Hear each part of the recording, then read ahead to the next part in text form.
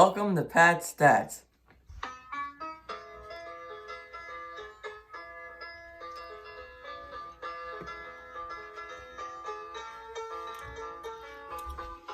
Today we are starting another series of videos that will take place throughout the entire offseason and will lead up right until opening day.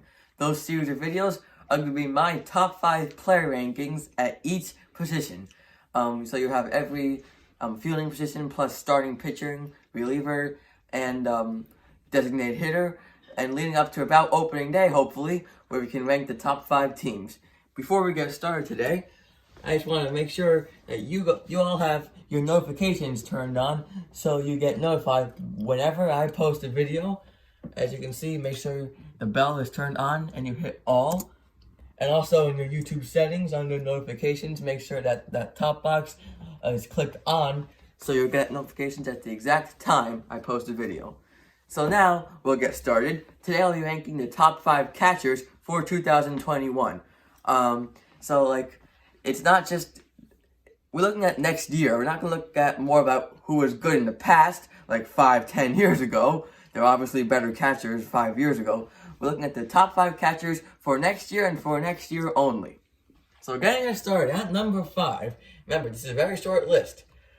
We have Will Smith of the Los Angeles Dodgers, by far the youngest, I believe, catcher on this list, at least in terms of playing time. He's only played 2 years, but hitting-wise, he is very good.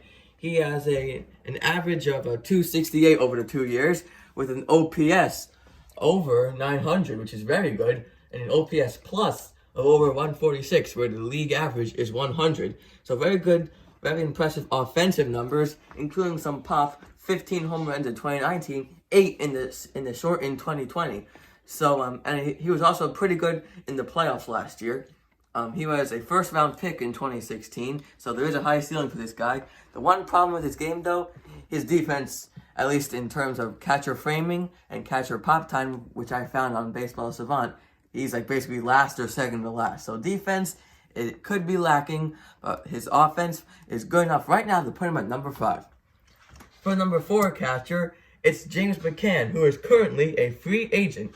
He is probably the second best catcher on the free agent market, which the other one we'll get to in a little bit. You can see his stats up there. He has certainly improved hitting-wise over the past couple years. Up to 2018, he was really just a defensive catcher, but the last 2 years, he's really turned it on, especially in 2019, the full season. He batted .273, 328 on base percentage, not the best, but he did have an OPS near 800, which is about what you want.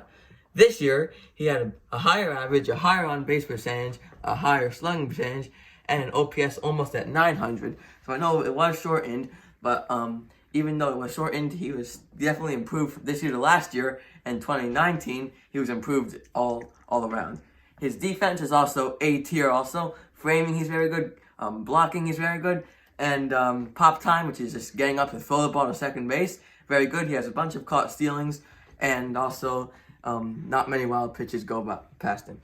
Number 4 on the list, currently a free agent. At number 3, we have Yasmani Grandal, who used to be teammates with McCann on the White Sox.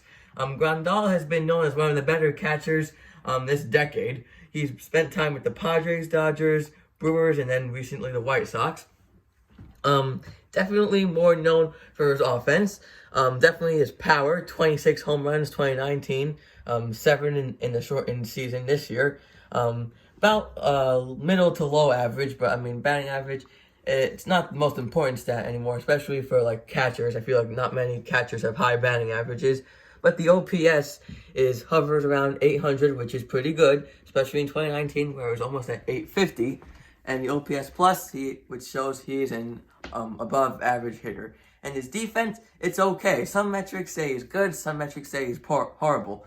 In terms of framing, he's great. In terms of blocking, he's horrible. He got benched in the World Series a couple years ago, and when he was on the Dodgers because he just couldn't block the ball. So overall, number 3.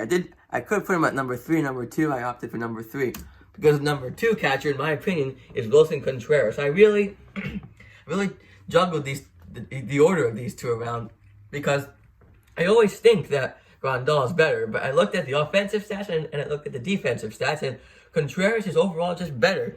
Higher batting average in general, about 350 on base percentage, which is above average. Slugging percentage went a little down this year, but again, shortened season, it's hard to tell. And the OPS is kind of a little inconsistent, but still about average, probably a little bit more above average. I really like Wilson Contreras as a hitter. I think he is fine for a catcher, and his defense is top-notch also. Good framing, all I said, good pop time, all that stuff. It is very good, but not as good as the number one catcher in baseball.